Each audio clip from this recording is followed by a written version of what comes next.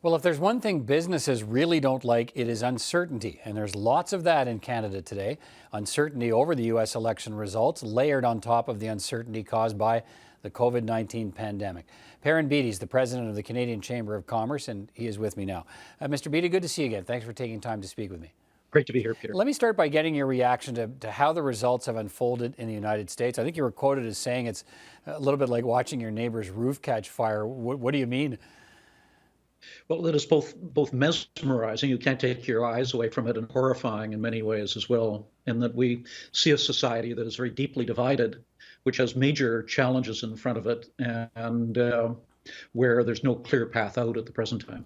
Canada is now in this waiting game to see who will lead the United States, our biggest trading partner by far. Why does that waiting game cause you so much worry? Well, if you look at it from a business perspective, what business dislikes most of all is uncertainty. If you know what the rules are, if you know what the conditions are, then you can make your plans.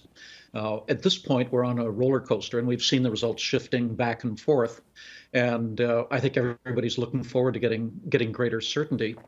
What is certainly interesting here is the markets opened up in the United States.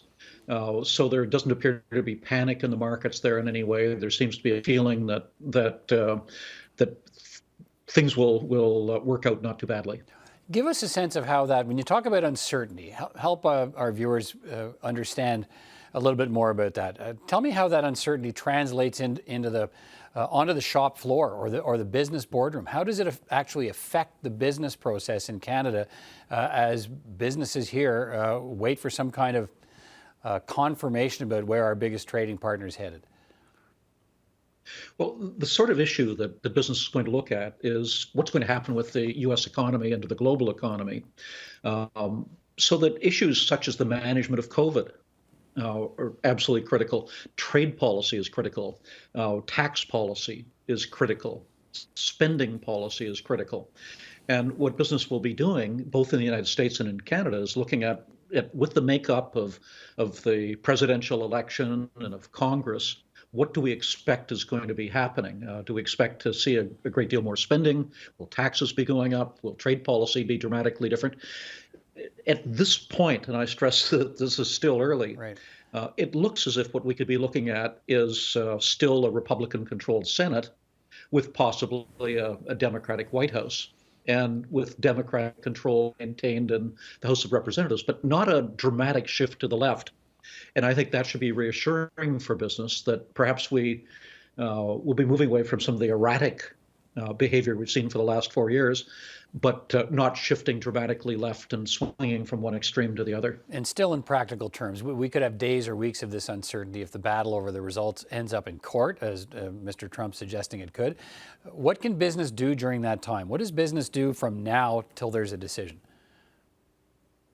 Well, it does two things. It attempts to price in advance something going the wrong way.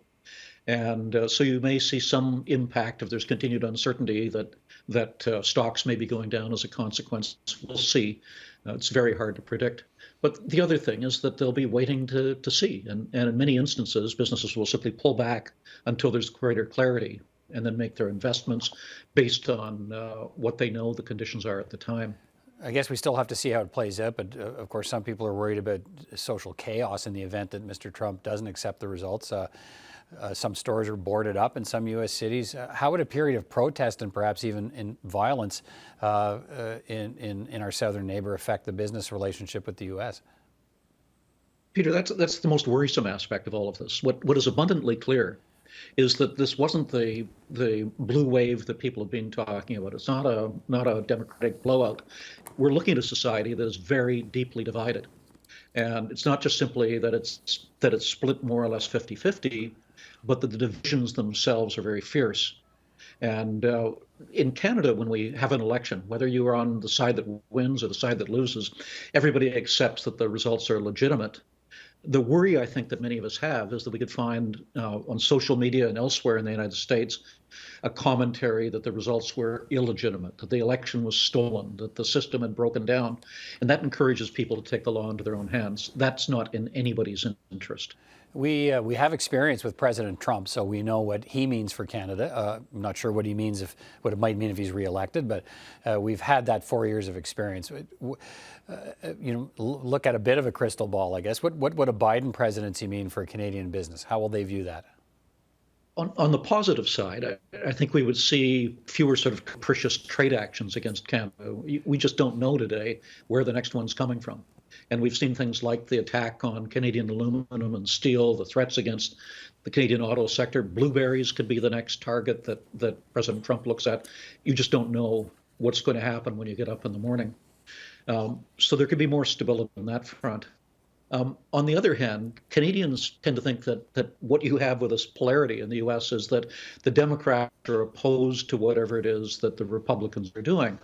And now that the Republicans under President Trump have become very protectionist, the assumption is that somehow the Democrats will be more in favor of free and open trade. That's not the experience. And so we need to watch for things like Buy America policies under the Democrats. We need to look at things like Keystone XL, where President Trump was in favor of KXL proceeding, and where Vice President Biden has indicated that he's opposed to it. And as a consequence, then, we can't expect this will be simply a reversal of everything that President Trump has been doing. The United States has moved into a very different social and political phase than it was in just 4 years ago. All right, lots to watch in the days ahead. Perrin Beatty, always good to get your perspective. Thanks again for providing it today. Thanks, Peter. Glad to be with you.